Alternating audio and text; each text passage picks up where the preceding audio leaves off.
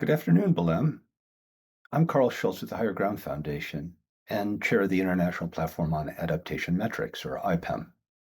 Unfortunately, I can't be with you in person, but I wanted to share a few words to support this important session and to introduce some of the thinking behind IPAM's new report. I'll begin by providing a bit of context for IPAM's work and then speak in place of Joel Smith, the lead author of Chapter 1 on Adaptation Targets and Global Goals Alignment, which I co-authored. Climate change is intensifying, threatening development gains worldwide. 2024 was the hottest on record, and that reminds us that adaptation is now a global imperative. Unlike mitigation, with its clear emission targets, adaptation remains far harder to measure. How do we know if our actions are truly building resilience or simply keeping pace with rising risks? Our new flagship report takes on that challenge.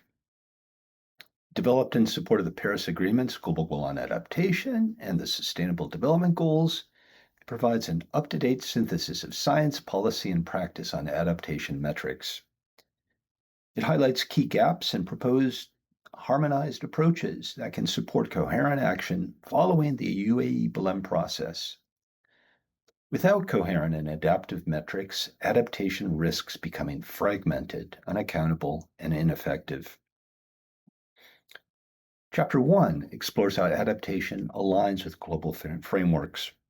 While adaptation appears across the SDGs, the Sendai Framework, and the Biodiversity and Desertification Conventions, their indicators remain fragmented and methodologically inconsistent.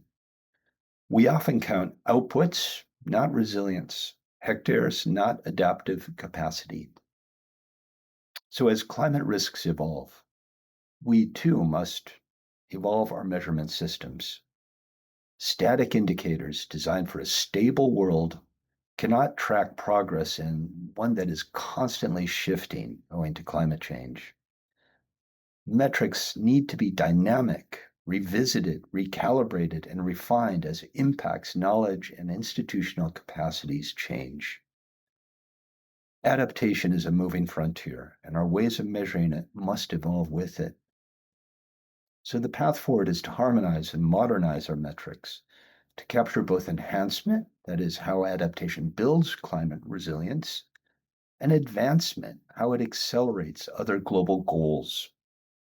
Through IPAM's convening role, this chapter calls for stronger coordination, shared attribution standards, and closer bridges between non-state innovation and formal systems. I'll now hand over to the other chapter lead authors to share their findings, after which Srijita Dasgupta, IPAM's vice chair, will return to the common themes of our work and present the concluding recommendations. Thank you, and I wish you well.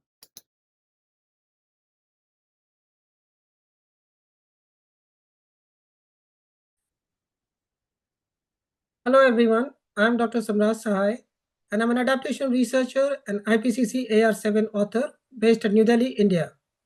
I'm the lead author for Chapter 2 that deals with the identification and addressing the challenges related to cross-scale and cross-sector aggregation of indicators for measuring the progress on the targets of the GGA to inform GST. One of the major challenges has been the practice of top-down approach of indicator development, as it comes with the risk of losing context specificity while aggregation. The complex cross-scale and cross-sectoral interactions such as sectoral or the relational resilience, the integration of local actors, GESI, the learning and feedback loops are some of the other challenges that results in hindering the measurement of the progress of adaptation. So to address all these issues, theory of change-based, scale-specific MEL system from an indicator's perspective has been proposed as a way forward that considers systems approach, takes into consideration the diverse views of the stakeholders, ensures the use of signals of change and learning indicators to measure the intermediate or the short-term outcomes, and that balances the context specificity with global comparability. The framework uses scale-specific theory of change and indicators to measure the thematic progress, and the resulting scores are then used to inform the next higher level and ultimately the national adaptation plans, allowing the aggregation of the indicators to inform the progress on GGA. The proposed MEL framework facilitates reconciling the local specificity with the global reporting requirement, and it ensures a credible reporting of the progress on the GGA and meaningfully informing the GST. Thank you.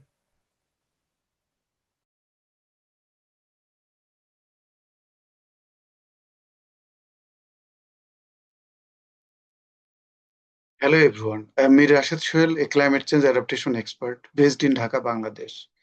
I am one of 78 global experts convened by the SB chairs of the United Nations Framework Convention on Climate Change to assist in developing key indicators to track progress towards the Paris Agreement's global goal on adaptation. I am the lead author of Chapter 3, Tools and Capacity for Effective Implementation, which explores how we can make adaptation measures more effective, equitable, and actionable.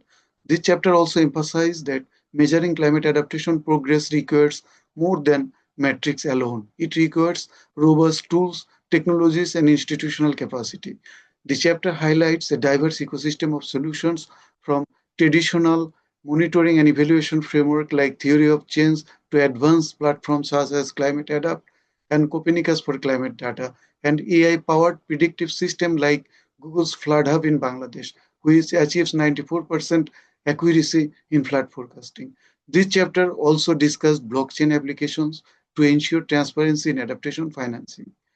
Using IoT and remote sensing tools also discussed here. Despite these advances, the chapter identifies some persistent challenges that undermine the poor data quality, a lack of standardized indicators, and financial constraints. To address these issues, the chapter offered several recommendations.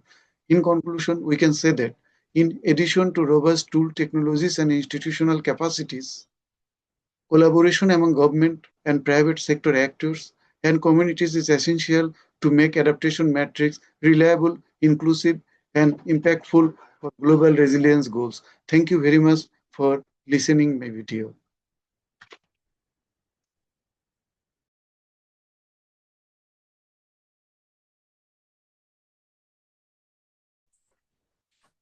Hello everyone, I am Dr. Usman Saidu, Professor of Water Resource Engineering at the University of Ottawa and lead author of Chapter 5 of this policy paper. Before I begin, I would like to acknowledge my many co-authors and especially Dr. Marco Billi, whose insight helped shape the content of this chapter. Our chapter explores how to make global adaptation metrics more meaningful and more actionable. Around the world, adaptation efforts are growing fast, but our ability to measure real progress is still lagging behind.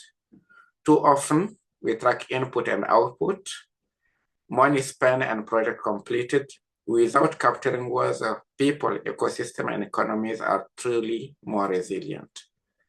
To address this, we propose in the chapter 6 guiding principles for robust adaptation metrics. First, transparency. Second, coherence. Third, consistency. Fourth, realism. Fifth, sensitivity to context. And finally, sixth, the ability to aggregate results across scales. Together, this principle ensures that metrics are globally comparable, yet locally relevant. We also introduce a theory of change approach to link local action with national and global outcomes. This framework connects short-term processes to long-term impact and emphasizes learning, feedback, and adaptation over time. It helps countries trace how today's action leads to tomorrow's resilience. Ultimately, effective adaptation is not just about doing more, it's about measuring better. Because to accelerate adaptation, we must also advance how we measure it, ensuring that every action builds real, lasting resilience. Thanks for listening.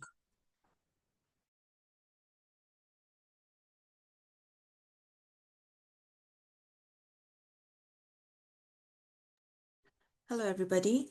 My name is Srijita Dasgupta. I am a climate change adaptation and policy expert working at CABI and currently the vice chair of IPAM. It's an absolute honor to join you today as we reflect on how to bring greater rigor, consistency, and visibility to climate adaptation. making every country's progress more comparable, credible, and actionable. At IPAM, based on the findings of the reports that our esteemed authors have presented so far, we have distilled our insights into 6 core recommendations, which are as follows. First, there is a need to adopt integrated, locally grounded approaches that connect sectors and scales. Second, we need to co-design metrics with local and indigenous partners, ensuring transparency, participation, and accountability. Third, we need to build national and global capacity through a shared adaptation metrics hub, for instance. Fourth, we need to close data gaps using structured frameworks such as the AMI framework and tools such as AI, GIS, and blockchain technologies. Fifth, we need to align metrics with policy and finance so that measurable resilience directly drives investment. And sixth, we need to embed a continuous learning process because our indicators must also evolve with the changing climate. We have made significant progress on indicators for the Global Goal on Adaptation. The next challenge really is to make those indicators truly operational on the ground between now and the next global stocktake and beyond. The opportunity for us here is extraordinary, and us at IPAM extends a warm and hearty invitation to the world to join us at COP30 in turning these metrics into momentum. I wish everybody a very successful COP and look forward to the positive outcomes. Thank you very much.